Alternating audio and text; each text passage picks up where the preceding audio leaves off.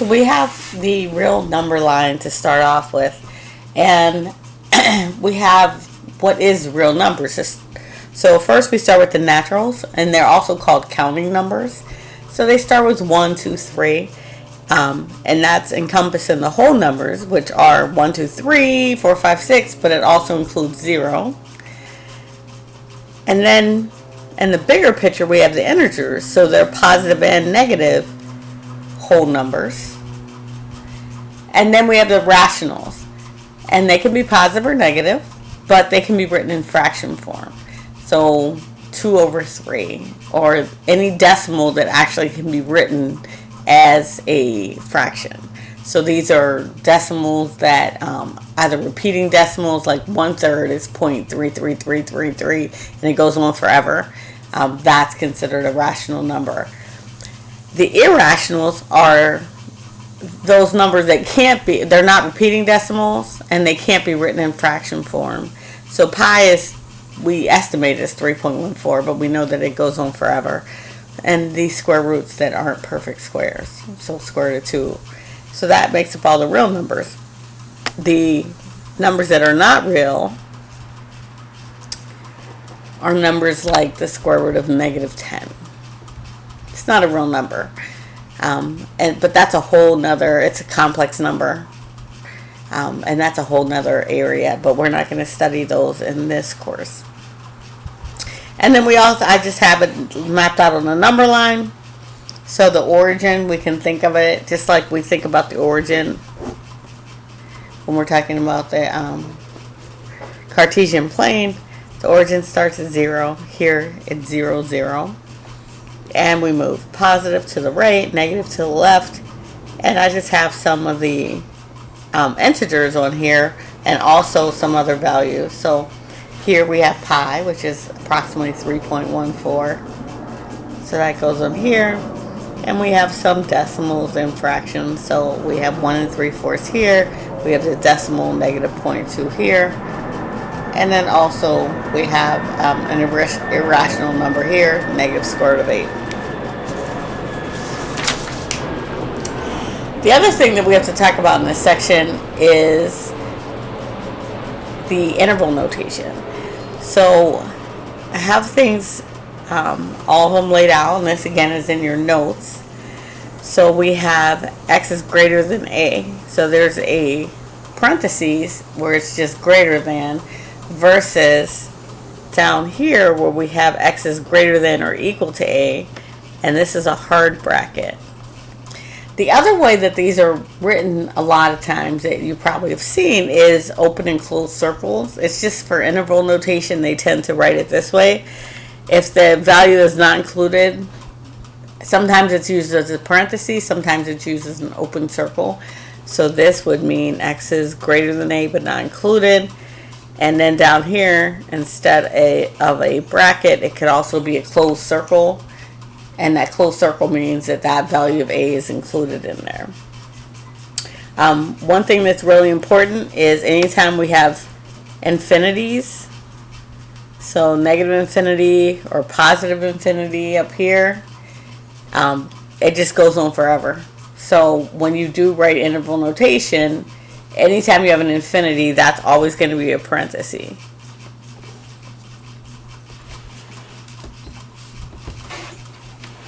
So we have all of these written out, and then what they look like in interval notation. So when you're doing your homeworks and quizzes, you're going to see that interval notation.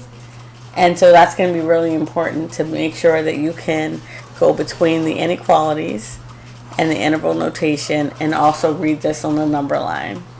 So this page, if you're not interested in, if you're not familiar with it, sorry, I don't know if you're interested or not, but if you're not familiar with it, make sure that you print it out and go over all these. For instance, A and B, we have it's shaded in between there, but parentheses, so that means it's between A and B, but it doesn't include those endpoints. So we get A, comma B, and both of them have parentheses next to it. The other thing in this first section is solving inequalities. So when you're solving inequalities,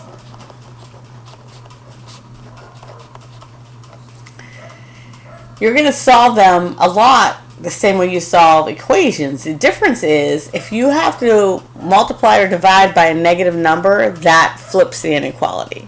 So I have negative 2x minus 5 is less than or equal to a negative 8. So to solve that, first I'm going to add 5 to both sides. And I get negative 2x is less than or equal to a negative 3. And then I'm going to divide by a negative 2. Because I divided by a negative number, now my inequality flips. And I get x is greater than or equal to 3/2. If you're not multiplying or dividing by a negative number, you don't change the inequality. But if you have to multiply or divide by a negative, you have to reverse it. We also look at inequalities with 3 pieces. So if I had negative 5 less than or equal to 2x minus 3 less than or equal to 7. So my goal is to solve for this, and I need to isolate the x in the middle. So I'm going to use the same kind of steps to isolate it. It's just each part. Whenever I do things to one, I have to do it to all of them. So first I want to get rid of that 3, that negative 3. So I'm adding plus 3 to each side. So we get negative 2 less than or equal to 2x less than or equal to 10. And then I'm dividing each piece by 2. So I get negative 1 less than or equal to x less than or equal to 5. And that is my solution.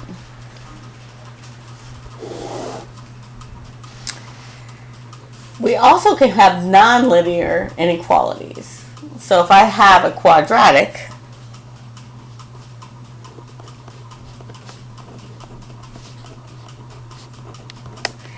I have x squared minus 6x plus 5 greater than 0.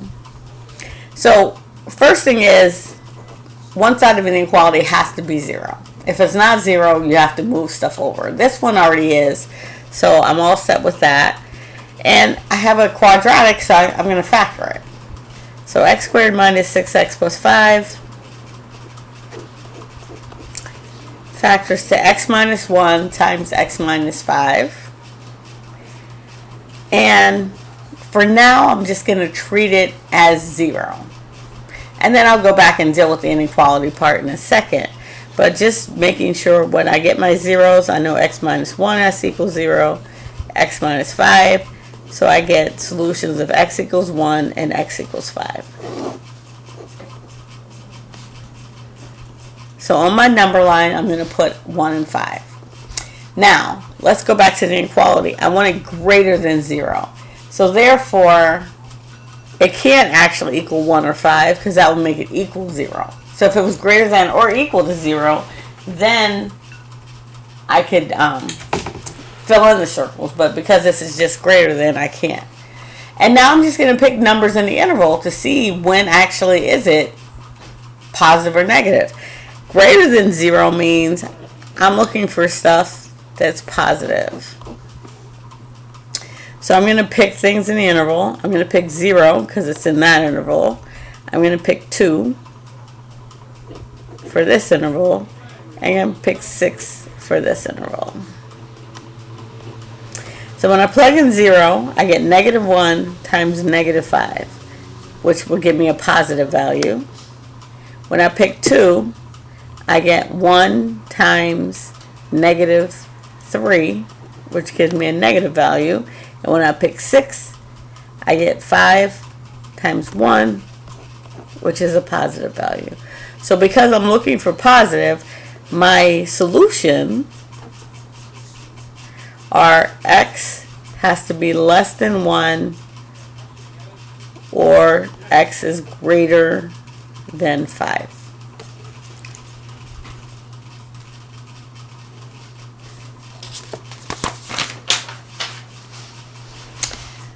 The other rationals that are the other inequalities that we'll look at are rationals. So if I have x minus 3 over x plus 2 is less than or equal to 0. So I just want to look at what makes the numerator and the denominator 0. So x minus 3 equal to 0, I get x equals 3.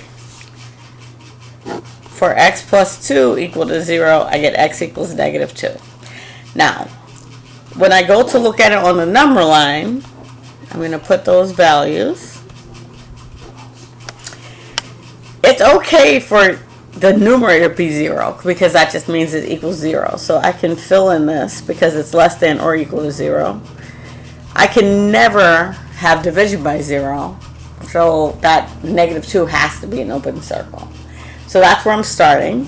And then again, I'm just going to pick some values. So in this interval, I'm going to pick negative 3. This interval, I'm going to pick 0. And this interval, I'm going to pick 4. You can pick anything that you want as long as it falls in the interval. So if I plug in negative 3, I get negative 6 divided by negative 1. So that's positive. If I plug in 0, I get negative 3 over 2, which is negative. And if I plug in 4, I get 1 over 6, which is positive. So because I'm looking for things here that are negative or 0, my solution is negative 2 less than x less than or equal to 3. Or in interval notation, I have negative 2 comma 3. And there's a parenthesis by negative 2, and there's a hard bracket by 3.